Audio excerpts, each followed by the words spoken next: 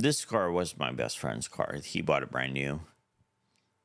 He passed away a few years ago, and I ended up getting the car, and I've been working on it. I quit working on it about half a year ago, but I did drive this car for the first time this week. And it runs, it moves, but if you walk around it with me, I could show you a list of things that need doing to it that I don't even want to say out loud. And here's what I've decided about that. I'm not going to do most of it right now. Now, most people would hear that and fill in the reason for me. They would say no time, no money, life's busy. He doesn't have a choice. That last thing, that's the lie. I want to talk about it today because I did have a choice. I made one. And the day I learned to actually see the choice I was pretending I didn't have, it started to change everything in my life. I'm Kirk Taylor, and I'm not here because I've got this figured out. I'm here because I spent most of my life believing I didn't have a choice, and now I'm finally telling the truth about it. Here's the thing that I've come to believe, and I'll say it plainly. When we say I don't have a choice, most of the time, that's not what's true. What true is, I don't like my choices. Those are two completely different statements. One of them makes you a victim. The other one makes you responsible. And we reached for the first one because it's more comfortable. Think about how it actually goes. You've got two options in front of you, and neither one looks good. One's hard, the other one costs something. So you stand there. And because you don't like either one, you tell yourself you don't have a choice. But watch what actually happens in that moment. You do choose. You choose a third thing. You choose to do something else. You drift. You pick up your phone. You start a different project. You watch the video. You tell yourself you're just taking a break. Just thinking it over. Just not ready yet. That's a choice. It might be the most consequential one you make all day. You just made it without admitting it. You made it. I know this because I've lived it and live it.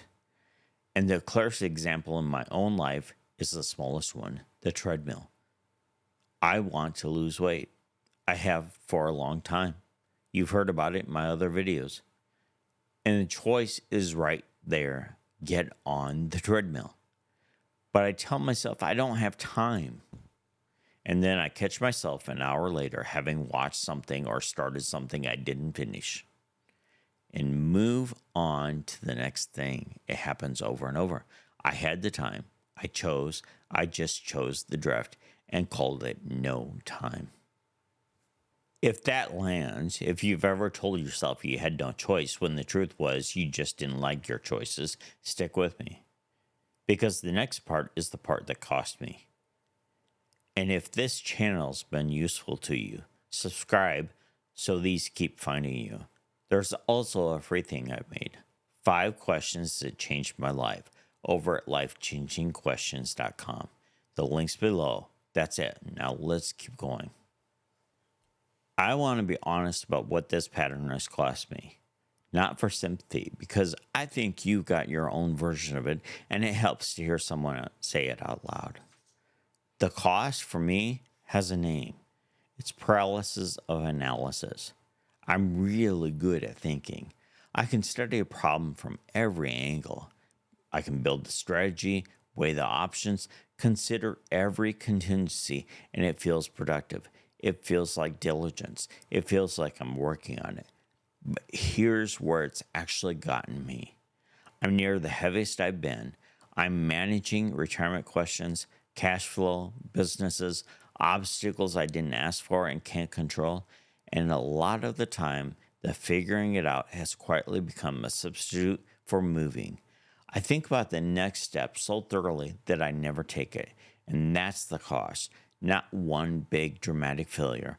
1,000 small non-choices stacked up over years until you look up and you're not where you meant to be. And I have to be careful here because not every not yet is a failure. Some things I've genuinely made peace with. I'm single right now and I'm okay with that. That's a choice I've settled. Leaving this car mostly alone for a season, that's a choice I can stand behind. There's a kind of maturity in choosing what to set down on purpose. The problem isn't the thing I've consciously chosen to defer. The problem is the things I keep dodging by telling myself I'm still thinking about it. And I know the difference because I felt what it's like to choose well. A while back, I started doing something simple. I read one gospel a day, and at the same time, I'd been building up my walking.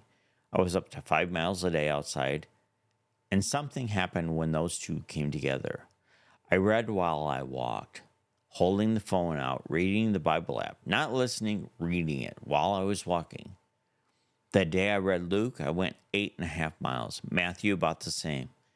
Mark and John were shorter, they were closer to 5, but I got into the best shape I'd been in over 20 years. And not just my body. My thinking changed, my perspective got into shape, and then my parents got sick, and I let go. Now, caring for my parents was not a failure. That was real, and stepping toward them was the right choice. But here's what I have to be honest about. That season ended, and I still haven't picked it back up. The good reason became an old reason, and I've been wearing it like a coat that doesn't fit anymore. I'm not out of shape because of my parents. That's over. I'm out of shape because choosing is hard, and I've had a lot going on is a comfortable place to just stand in. There's the line in Deuteronomy that's been sitting with me. God lays it out for the people, life and death, blessing and curse. And then he says this, now choose life. It's Deuteronomy 30:19. He doesn't choose for them. He sets it in front of them, even tells them which one is better, and then he hands it back. Now choose.